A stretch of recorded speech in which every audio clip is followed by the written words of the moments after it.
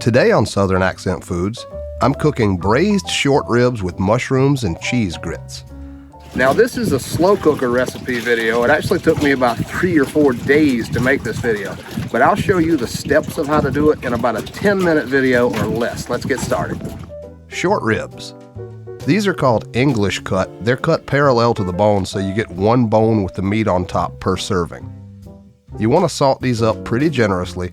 That salt will help draw out some of the moisture, but these things are going to cook for a few hours and they'll be nice and tender.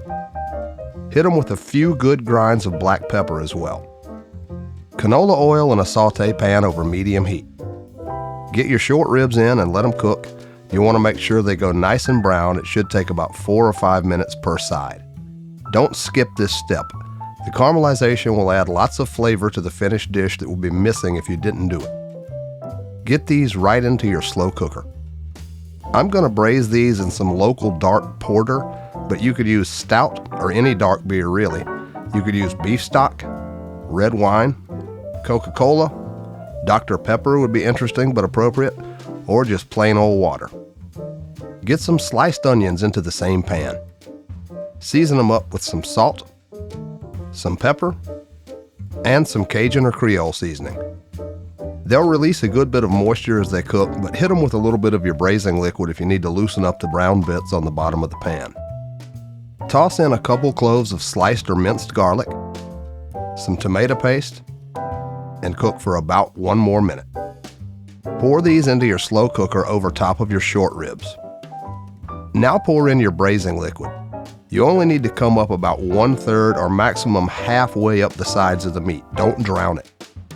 Throw in some fresh herbs of your choice and a couple bay leaves. Cover it up and cook with confidence on low for about 6 hours. Okay, I'm going to talk to you about braising. I got to refer to my notes here. Braising is a low and slow, moist heat cooking method. It works best with fattier cuts of meat that have a lot of connective tissue, and if there's a bone, meat on the bone works great for it as well. That adds a lot of flavor. During the long cooking process, the fat and the connective tissue sort of render, they melt, dissolve into a sauce. It makes a very unctuous sauce. I love that word, unctuous. It's not good for lower fat things like chicken breasts. I see people putting chicken breasts in a slow cooker. I'm like, don't make me come in there. Chicken breast doesn't have any of the qualities that make it good in a slow cooker. There's no fat, there's no connective tissue. So please don't put chicken breast in a slow cooker. Let's get back in there and finish this thing up. Now for the grits. If possible, make sure you see the words stone ground somewhere on the package. Measure out 1 cup. Pour 2 cups of water and 2 cups of whole milk into a saucepan. Add as much salt as you think you'll need and then add some more. Carefully bring it to a boil. Pour in your grits and whisk or stir constantly until combined. Turn down the heat, partially cover, and keep an eye on it. Stir occasionally until all the liquid is absorbed. This could take 30 or 45 minutes. I found some smoked cheddar cheese at the store and it'll be perfect for this. Use any cheese you like. Shred it up and stir it in until it goes nice and melty. Set aside and keep warm. You can add in a few drops of milk or water occasionally to keep it the consistency you like. I've got about 3/4 pound of sliced cremini mushrooms here, plus a fancy blend I found at the store. You could use any mushrooms you like. Get these into a saute pan with some canola oil over medium heat. Season generously with salt and some freshly ground black pepper. Stir and cook these until they go nice and brown. They'll give up lots of liquid at first, but just keep going until it evaporates. Stir in about 1 clove of minced garlic and about 2 tablespoons of tomato paste. Pour in an optional splash of bourbon and stir together until it's all mixed and mostly evaporated. We're almost done. You're going to want to strain the braising liquid into some sort of fat separator. Thanksgiving is coming up. You're going to be making some gravy, so you'll need one of these. This is a great design. It drains from the bottom. I'll include a link in the description down below. This is an optional step, but it'll really take your sauce over the top. Top off your liquid with some beef stock if necessary to make 2 cups. Drain into a saucepan. Get about 2 tablespoons of cornstarch into a small bowl with about 2 tablespoons of cold beef stock. Stir to dissolve. This is called a slurry.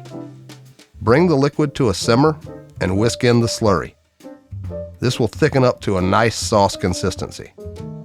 Spoon some of your grits onto a plate and top with a portion of your short ribs. Spoon on some of your mushrooms and drizzle with some of your braising liquid.